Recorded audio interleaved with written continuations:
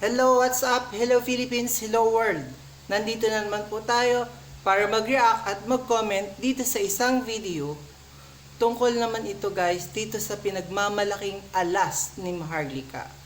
Ito po yung PIDEA leak po na nagpapatunay nga po na nagkaroon nga daw itong si Maricel Soriano at si President Bongbong Marcos ng pagsinghot ng drugs nung mga panahon pa, ilang taon na yan, dekada nang nakalipas. Bakit hanggang ngayon, inuungkat pa rin ng mga tao yan?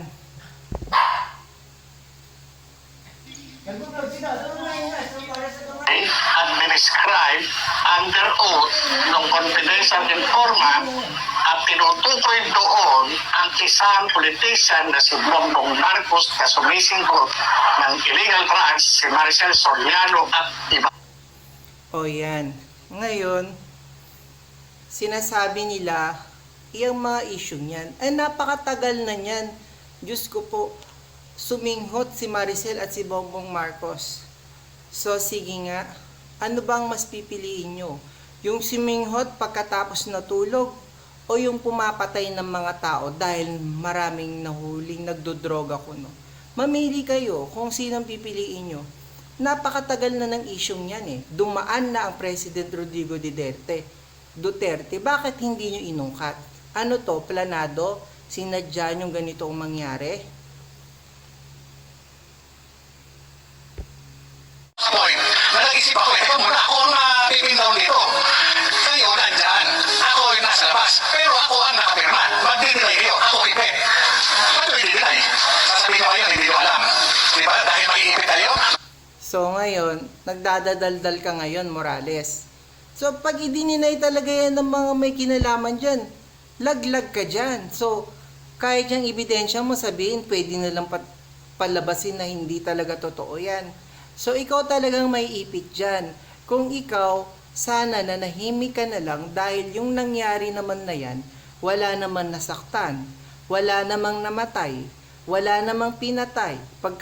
Pagkatapos suminghot, malamang natulog. So anong problema doon? Minsan kasi, ang iniisip ng tao, porkit droga, nakakamatay, nakaka-addict, totoong nakaka-addict. Pero sa dami ng naging kaibigan ko na gumagamit ng droga, hindi ko natikman ng droga. Wala sa kanila ang gumagawa ng mga ganyang bagay. Pagkatapos nila maghitit, natutulog na lang sila. Yung nagpakalat na pumapatay yung mga nagdodroga, malamang siguro yung mga nakapatay, nakadroga nga, pero hindi lahat. Yung mga pumapatay na yan, planado na talaga yan. Hindi talaga yung dahil nakasinghot sila. Hindi lahat po, hindi lahat. Kagagal sa iyo si Director General Lasso. Kung ba ang nandoon kay Bongbong Marcos na presidente ngayon, mag-iipit ako ang lalagay nyo sa alam. O, bakit ngayon natatakot kayo? Bakit noon hindi nyo sinabi? Hindi nyo binulgar ng mga panahong hindi pa presidente si Marcos. So, ngayon naglalaglagan na kayo. Sa tingin nyo, malalaglag nyo yan? Nandyan na yan eh. Presidente na siya ngayon. Sa tingin nyo, papayag yan na ilalaglag nyo siya? Sa tingin nyo, papasa kayo.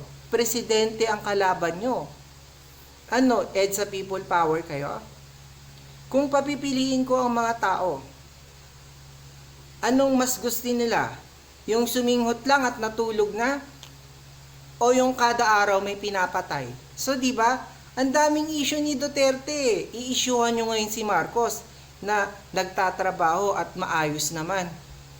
Ako hindi ako maka-Marcos ha. Hindi rin ako maka-Duterte.